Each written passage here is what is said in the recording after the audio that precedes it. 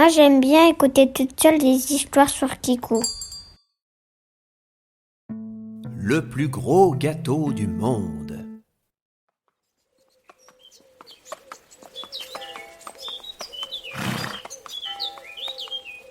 C'était un jour ordinaire. Un jour où il faisait moyennement beau, moyennement chaud. Le chevalier orange avait moyennement du travail et il chevauchait moyennement vite pour trouver une petite mission ou deux. Des missions moyennement difficiles. Et justement, on vint lui en confier une. Dans un village où notre paladin était de passage, une petite fille vint le trouver. C'était la fille du pâtissier. Elle avait besoin de l'aide d'un chevalier assez courageux pour s'aventurer dans la forêt noire, afin de tirer de l'embarras son pauvre petit papa pâtissier. Vous vous doutez bien que notre héros accepta sans aucune hésitation.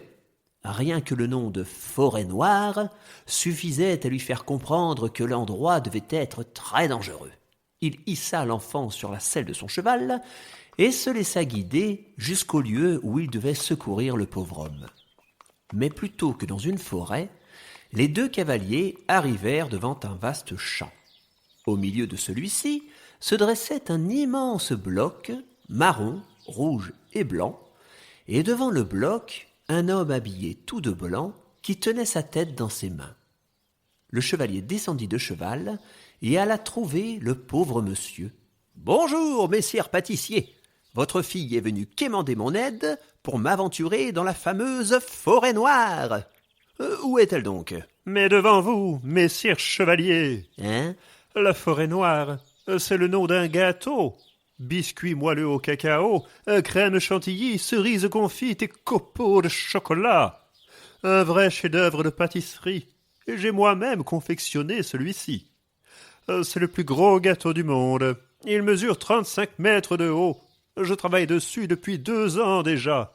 Et grâce à des sortilèges, je peux le garder intact malgré le temps qui passe. Eh bien, mais c'est magnifique. Non, c'est terrible, vous voulez dire. Figurez-vous que cela fait maintenant 1 mois qu'elle est terminée, mais aussi 1 mois que je la trouve imparfaite. 1 mois pendant lequel j'ai cherché le petit quelque chose qui manquait pour pouvoir estimer que mon œuvre était enfin achevée.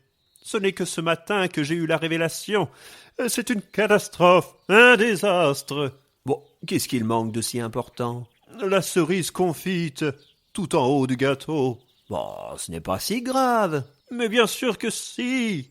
Qui serait assez brave pour s'aventurer dans la forêt noire et orner son sommet d'une cerise ? Oh, si ce n'est que ça, je peux m'en occuper. Ah, merci, noble héros. Merci 1000 fois. Tenez, voilà la cerise. La cerise en question était une cerise confite et provenait d'un cerisier géant. Le fruit faisait donc 40 cm de hauteur, ce qui fait une belle taille pour une cerise.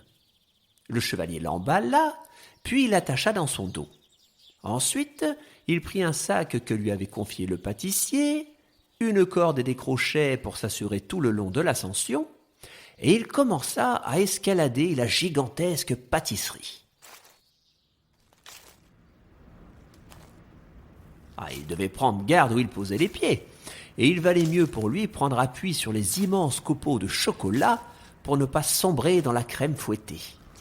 Au fur et à mesure qu'il grimpait, le vent soufflait de plus en plus violemment. Enfin, après 30 minutes d'escalade, notre héros arriva au sommet. Il ouvrit le sac que lui avait donné le pâtissier et y trouva une paire de raquettes à neige. Il les chaussa et se prépara à marcher sur la surface couverte de crème.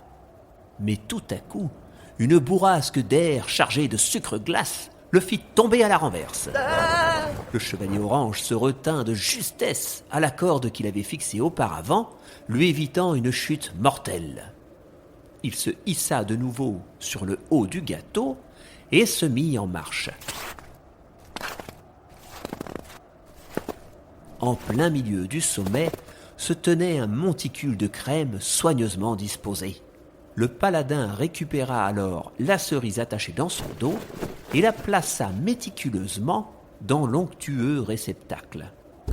Une fois son travail accompli, il put redescendre en rappel le long de la paroi. En bas, l'attendaient le pâtissier et sa fille. « Phew! Eh bien, si je puis me permettre, ce n'était pas du gâteau. Mais au moins, vous avez votre cerise solidement installée sur votre pâtisserie. La voilà terminée à présent. » Oui, mais... Ah, il manque encore quelque chose, je trouve. Oh non, ce n'est pas vrai. Pourtant, tout y est. Non, je ne comprends pas. Il lui manque des gens pour la manger.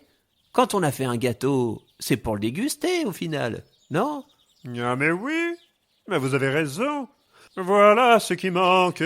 Alors on convia tous les habitants de la région qui purent déguster avec grand plaisir la meilleure forêt noire de tous les temps.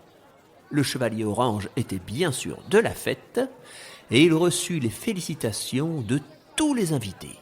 Et ça, c'était vraiment la cerise sur le gâteau.